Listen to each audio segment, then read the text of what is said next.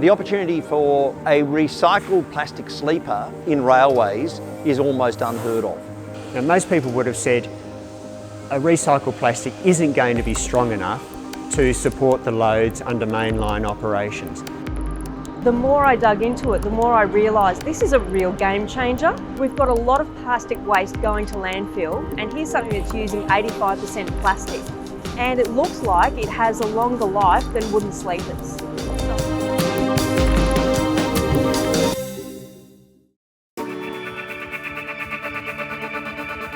The DirtTrack Sleeper story started back in 2014 when Public Transport Victoria wanted to find a substitute for timber sleepers.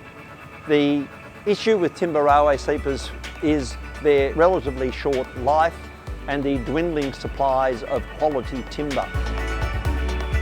Integrated recycling lives in the circular economy, and that means that we take materials that have already had a primary use, like the vine covers that are behind us. They've already had their life on the vines, they've enabled the growers to grow grapes.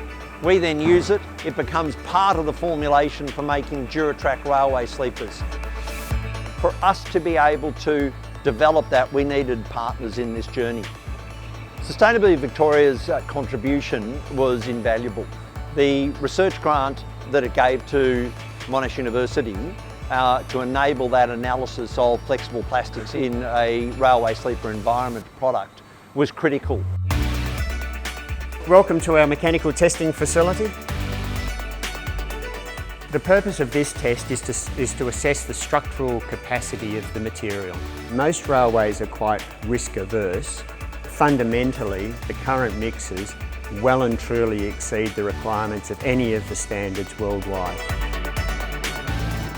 We change out thousands of sleepers every year, so this could be a real alternative for us and a much more environmentally friendly one.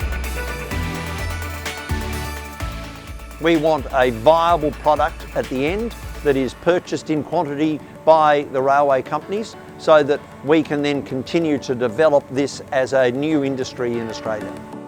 We believe very strongly that sustainability won't occur without innovation. The work that Sustainability Victoria are doing to encourage collaboration between industry and university, I would say to anybody, is absolutely vital.